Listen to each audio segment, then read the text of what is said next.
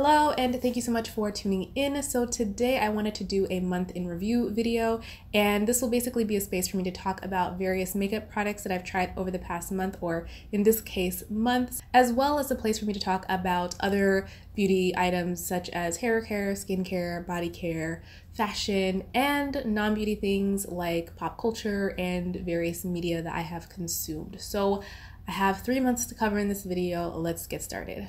So first up, I figured we'd talk about eyeshadow since I do seem to talk about that a lot on my channel. The first product I wanted to mention is the Dose of Colors Block Party Shadow in the shade Caffeine Queen. And I have a few of these. I have 6 of these. This is the one that I used very heavily at the beginning of the year. And I purchased these sort of towards the end of last year because they were on sale at Dose of Colors.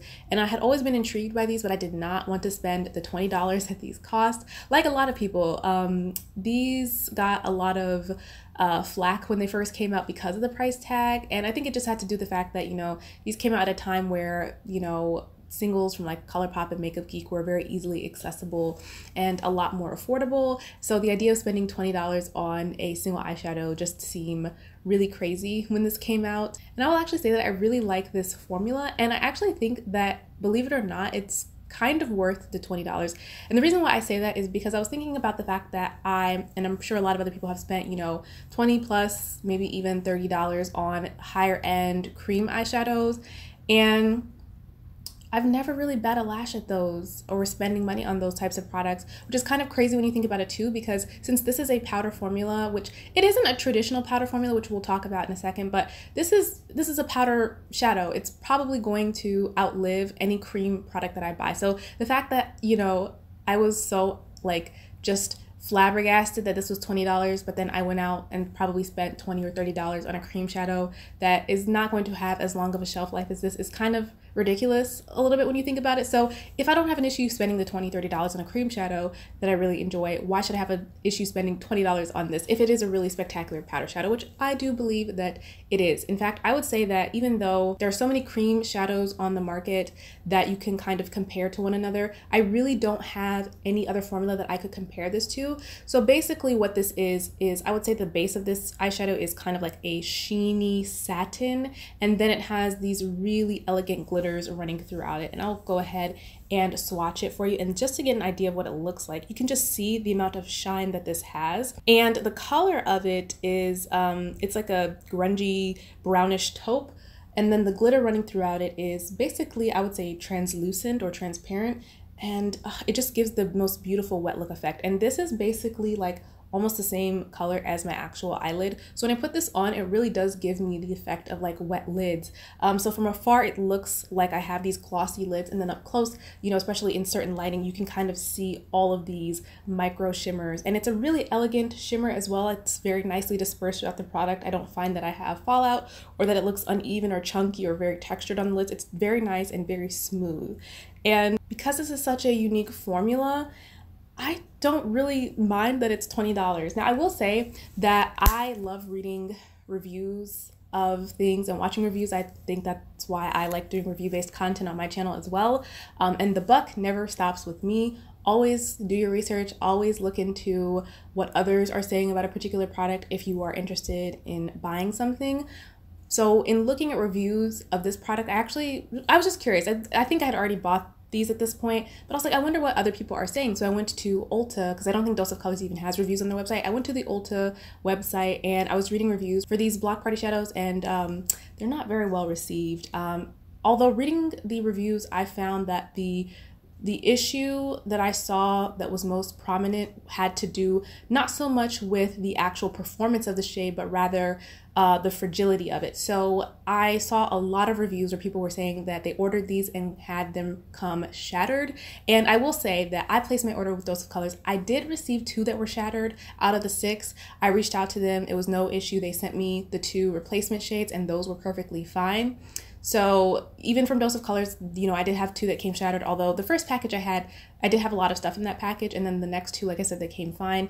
And I also will say that I have gotten a lot of broken stuff from Ulta and Sephora. They don't really package things that well, so when you're dealing with an item that might be more fragile, you know, Ulta and Sephora are probably the last places you want to get those products from shipped online. And I would say maybe even when you're in the store, just check to see that you're not getting a broken one. But that was really the main complaint. And it's really funny too, because the actual shadow itself, you can see it looks quite dense in the pan. So it's kind of interesting to me that these end up being as fragile as they are, because it feels dense. It doesn't feel like a crumbly loose eyeshadow or anything that's going to fall out of the pan. So I'm not really sure why that happens with this formula, but that's just something to keep in mind. I did see a couple of reviews where people were complaining about glitter fallout, but like I said, I didn't really have that issue with this. I felt that it was extremely smooth. The micro shimmers are really fine and really nicely mixed into the shadow. And just applying these on top of a regular primer, I don't have any issue with fallout. So just keep that in mind. I do use a primer, nothing crazy, no glitter glue, no mixing medium, just regular primer.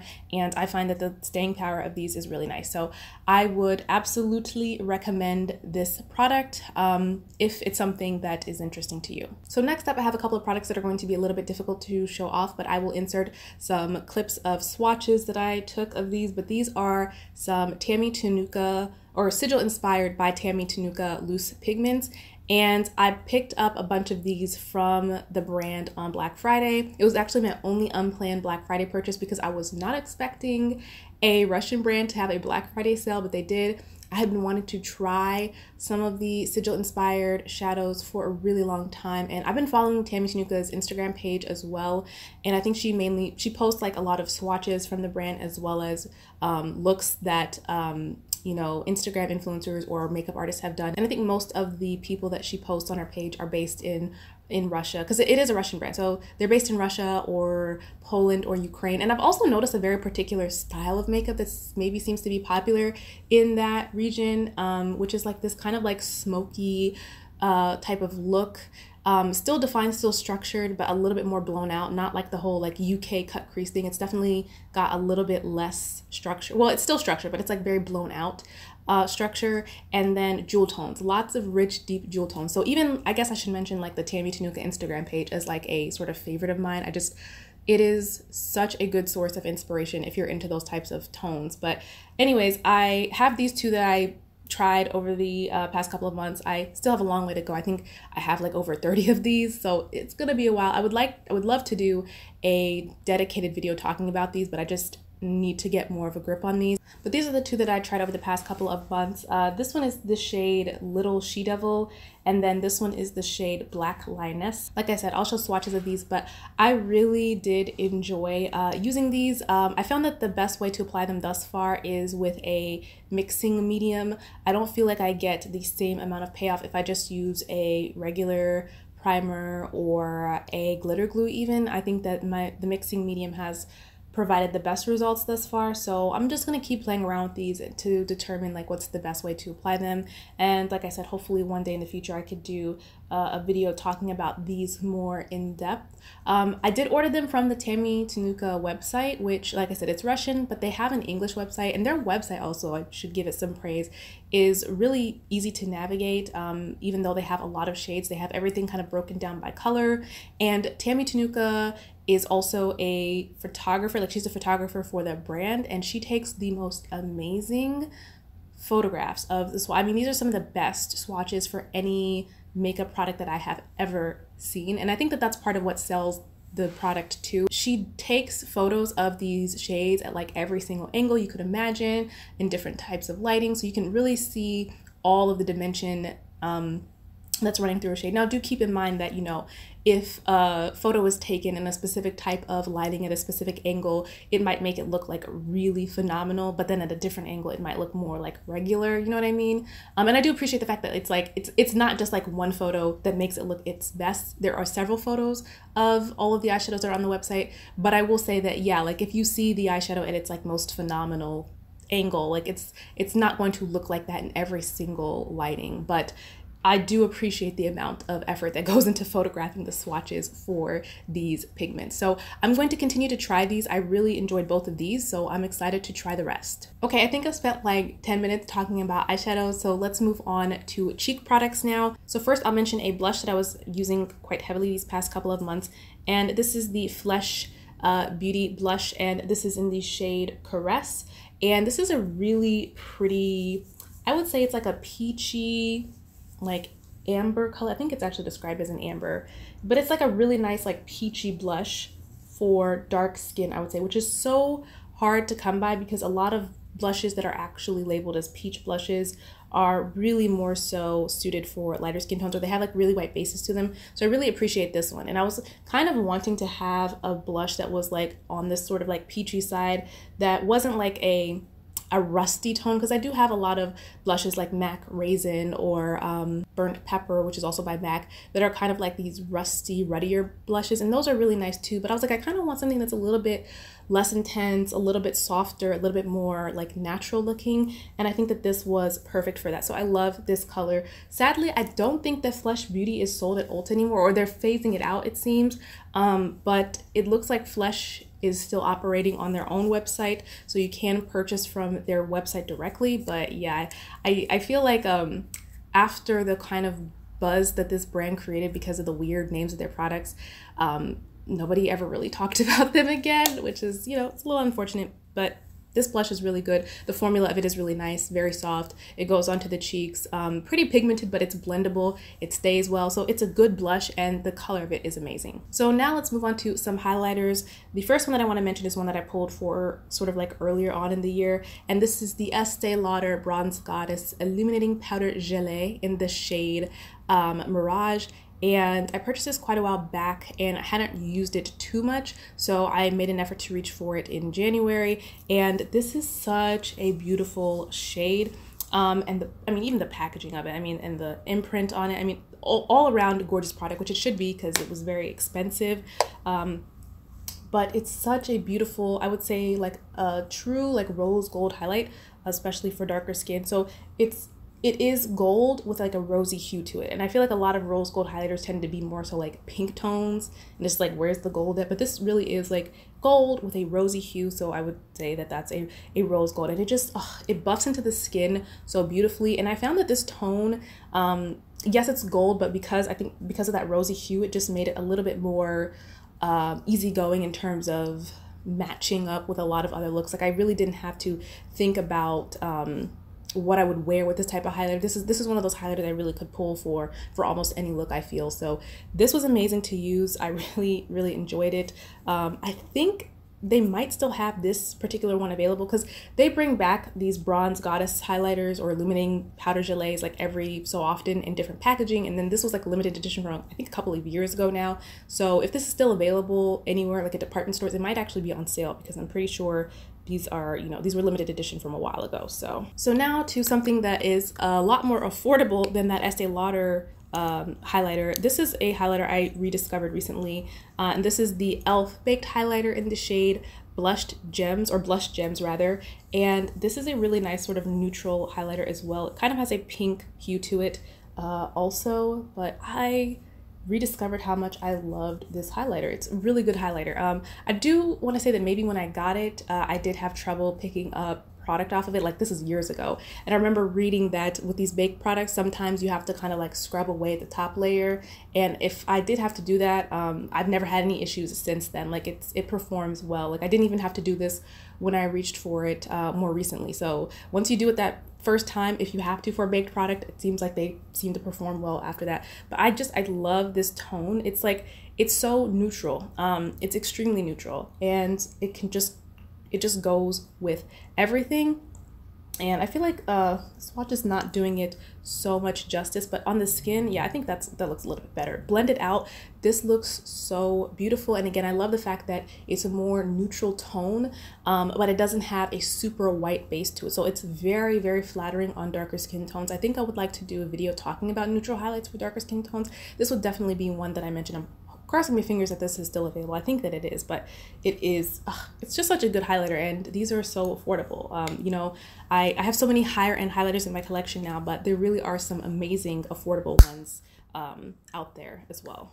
Speaking of affordable, I also got into doing more cream highlighting over the past month and a half or so, which is so funny because I kind of had an aversion to it not that long ago. I talked about it in the first Shop My Stash video I did, I think, because I pulled a cream or liquid highlighter, and I was like, oh, these are so much harder to reach for because who's trying to reach for a cream highlighter when they can just reach for a powder highlighter. So I feel like I've gotten more into these lately though, and I figured I would try some from Colourpop because they have, you know, a bunch of different ones, different formats. So I picked up a couple and I've been using them for the past couple of months. So this is Wisp. This is one that's been in their line for a really long time, and this is kind of like it's a gold, but again, it's kind of more neutral in tone.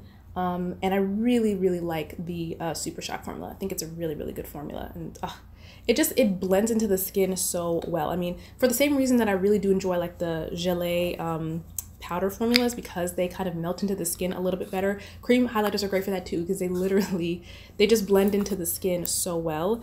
I also got one of their highlighter sticks. Now I think they have discontinued this particular shade. I don't know if they've discontinued the whole line, but this shade in particular is called UOENO. This is a really nice neutral tone as well. This one is definitely more neutral. You can see how much more gold Wisp is in comparison. I do have to be careful with this. When you saw, like, especially when I first watched it, how icy it is. It does have a strong silver reflect to it, because the actual shade itself is quite dark, and I feel like it's not really coming off on camera either, because the light is picking up on all of the shimmer particles that are in there.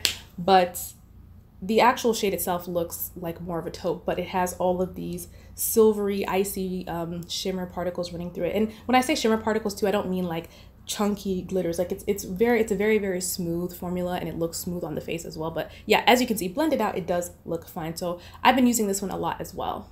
So the last highlighter I wanted to mention is another Super Shock highlighter, but this is one of the ones in a compact, and this was from the Villains collection. It's the Maleficent Mistress of All Evil Super Shock highlighter. And again, I just wanted to try as many of these kind of like more neutral tones as I could find, because that's really what I was interested in, is finding neutral tones in particular. I didn't really want any like golden ones or anything like that. And I don't know what it is, but I really like these Super Shock highlighters that are in the compacts.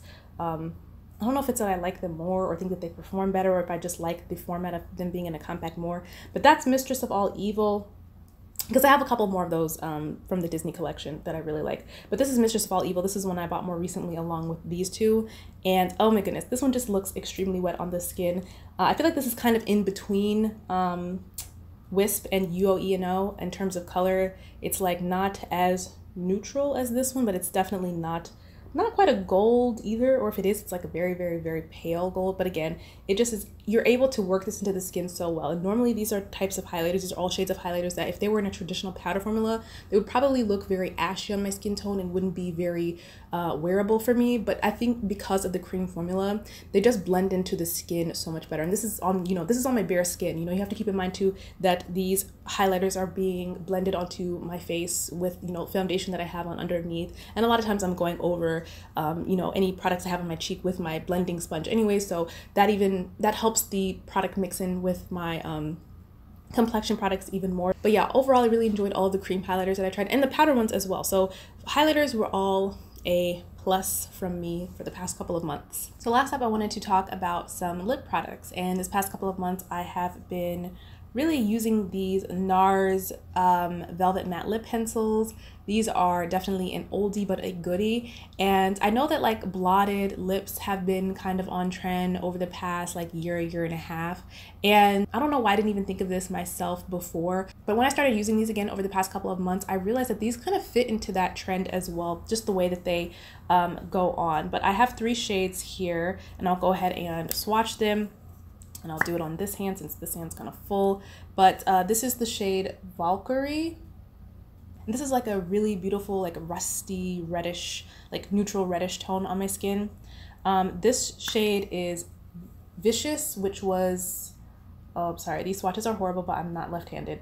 But yeah, this is the shade Vicious, and this was from the holiday collection that they did a couple of years back that had like the Hot Tryst cheek palette. And this is actually what inspired me to start pulling for these, because I kind of forgot that I bought the lip set from that collection, and I came across it and I was like, oh my goodness, I have to wear these. And so I did, and then I was like, oh my gosh, why did I stop wearing the NARS Velvet Matte Lip Pencils? So I picked up a couple more over the past couple of months as well. And then this one is Red Square, which is one of my favorites, and it's just a beautiful bright reddish orange. And I actually did a look where I used Red Square in kind of the center of the lips, so kind of like one of those like ombre looks where you have like a brighter color in the center and then like a more natural neutral color on the outer edges. So that was a fun look. But I think that these definitely fit into that blotted lip category, and it's just a good like long wearing product. You know, there have been so many lip products, especially like liquid lipsticks, that have like come and gone over the past few years and that people are kind of just over, but I feel like these are a staple. Like these are still good, you know what I mean? So definitely enjoyed using these. So pretty much everything I've talked about up to this point, I've had positive things to say. This is the one thing that I'll say I was not that enthused about, and this is something I kind of like already knew because I have used these in the past, but I have been using them over the past couple of months, so I wanted to mention them. And those are the Bobbi Brown Crushed Liquid Lips, and I have two colors here. This is the shade Haute Cocoa, and then this is the shade Ambre, which was done in collaboration with influencer Tasha Green. I used to love watching her channel, as well as Samantha Maria, who also came out with a color as well. So I bought both of them because I really adore both of them. And the thing is, these are nice colors. Like these, I mean, look at them. They're objectively beautiful, I feel. The problem I have is with the formula of these. For reference, I actually really enjoy the original crushed lips, the bullets. Those are amazing. But these, I just feel like they're not worth I think these are like $26. They're just not worth it. They're sheer, but they're kind of heavy on the lips. They don't last very long.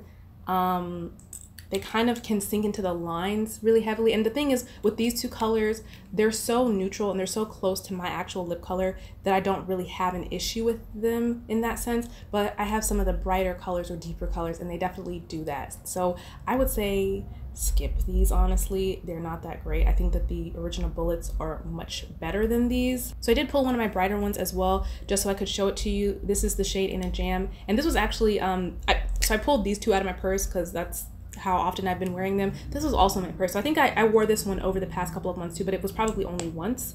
But for example, this shade is one of the ones, like I was saying, it's a little bit brighter, as you can see. This is one of the ones that does that thing where it settles horribly into the lines and it leaves behind this awful stain. Like it looks like this nice neutral sort of like mid-tone pink, but then when it starts to fade, you're left behind with this like really bright bubblegum pink stain. It's just not flattering at all. So definitely wouldn't recommend these. If you were going to get one to try it out, I would say probably stick with a more neutral one that's like close to your complexion. But yeah, this pink one here and some of the brighter ones, definite no-go. So now I just wanted to quickly close out with some miscellaneous things. I don't have any other like beauty products to talk about, so I wanted to talk about just like pop culture stuff that I've been consuming over the past few months. So let's talk music. I really love music. I mean, that's like such a generic and basic statement, like who doesn't? But January was defined for me by one album. And I will say, I'm typically the kind of person where I will listen to an album repeatedly or a song repeatedly. I know a lot of people probably aren't like that. They will drive themselves nuts if they try to listen to the same thing over and over and over again. I have that issue where I listen to stuff over and over again, and that prevents me from like going on to like listen to other things. So yeah, I actually would like to be better about trying to be a little bit more varied in my musical listening this next year, but we'll see. Anyways, January was spent pretty much listening to almost exclusively an album called Waves Like, which is by a South Korean duo known as Jazzyfact. The duo consists of Benzino, who is a rapper, and Shimmy Twice, who is a producer. Now, I've been listening to Benzino for a few years, and I love his music. I've listened to pretty much all of his albums, but I hadn't heard of this. It was actually a friend who also listens to him who made me aware that he was apparently, or maybe still is, I guess. I don't technically know of their status because they have two albums. They came out with one in, I think, like 2013, and this one that I've listened to, Waves Like,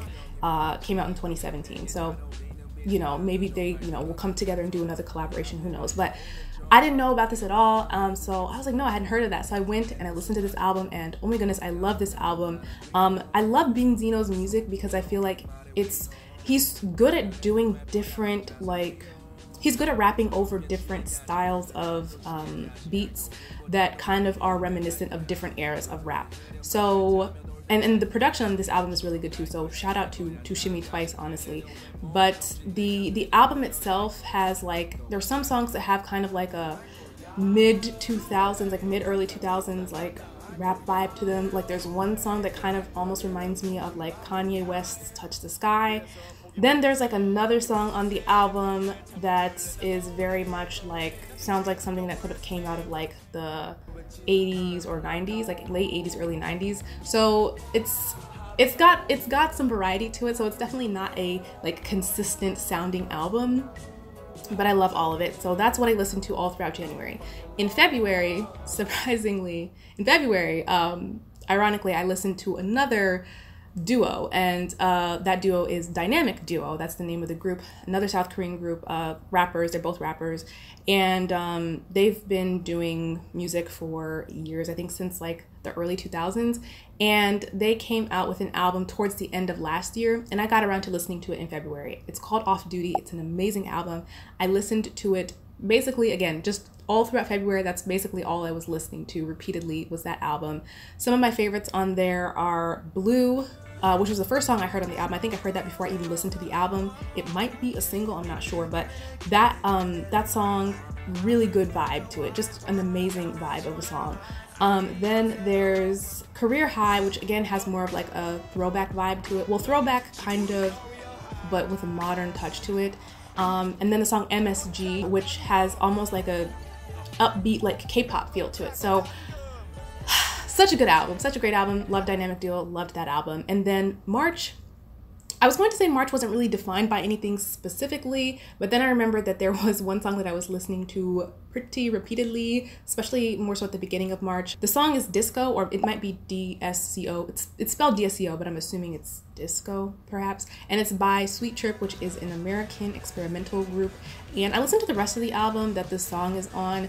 I didn't really care too much for the other songs because anything that is labeled as experimental, I don't think I have really enjoyed much of. That's not to say that I cast the whole genre away. I'm sure there could possibly be experimental music out there that I would personally enjoy, but I didn't really enjoy the rest of the songs on the album, except maybe one other song that also didn't have very much of an experimental feel to it. And that's the thing about the song Dsco, or Dsco, is it doesn't have that much of an experimental feel to it, but it is like oh my god, it has such an amazing melody, like an amazing just repeating melody. It's just awesome. I love it.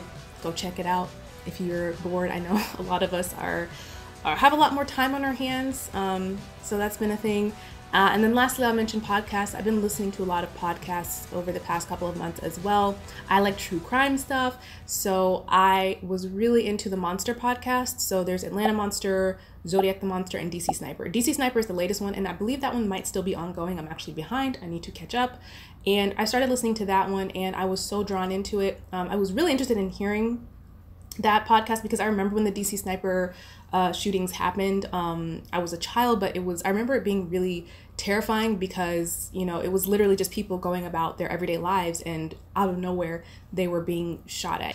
It's so riveting. And like I said, I'm still listening to it. I'm behind. But while it was going on, because I got to a point where I actually listened to all of the episodes, I went back and listened to Atlanta Monster and then Zodiac the Monster, or the Monster Zodiac rather. I honestly didn't care for those as much. Atlanta Monster was interesting to me because I didn't grow up during that time. I'd only heard about Wayne Williams, and I just assumed, okay, this is the guy, they put him away for these child murders. And over the years, I had heard murmurs of like, no, actually, maybe he's not really responsible for these murders. And so this podcast, and I also know that Atlanta has sort of gone back to investigating these murders. And the one thing I will say that is very important that I learned from all of this is that Wayne Williams was not convicted for the child murders. He was convicted of killing 2 adults, which is so weird that he would have been labeled as the child murder, but they kind of just lumped all of that on him. That being said, though, I went into this thinking that maybe this would convince me that Wayne Williams did not murder any children at all. You know, maybe he murdered the 2 adults, possibly, which is like still terrible. But I was like, okay, well, maybe he didn't murder the children though. And that's how I kind of felt at first. But then as I listened to the podcast later on, I was like, there's just so much. And I was like, wait a minute, actually now I'm swaying back to maybe he did actually commit at least some of these child murders. It's just, it was so weird. Like, and so it wasn't bad. It was just like, it was interesting how the podcast, how like my feelings about the whole situation like changed throughout the podcast. So that was that. And then the Zodiac one, it was just okay to me. I think the DC Sniper one is just so much more captivating because possibly because I was alive when that happened, and also because I think they're just using more emotional content in that podcast. Like, they have actual 911 calls. They interviewed you know, family members of victims and stuff like that, and they're actually getting into, you know, talking about Lee Boyd Malvo and John Allen Muhammad. So it's just very, very fascinating, that podcast. So that's basically what I've been into. I've been talking for a really long time. I'm just gonna cut it off there. I hope that everybody is doing okay in these times. I know it's like, I'm talking about January through March, and life was so different in January than it is now. But hopefully we all make it through relatively unscathed. But that was my my months in review. I'd love to hear what you have enjoyed or not enjoyed over the past few months. And feel free to subscribe for like content. Give this video a thumbs up if you found it informative and or enjoyable, or a thumbs down if you did not. But either way, thank you so much for watching, and I hope to see you in my next video. Bye.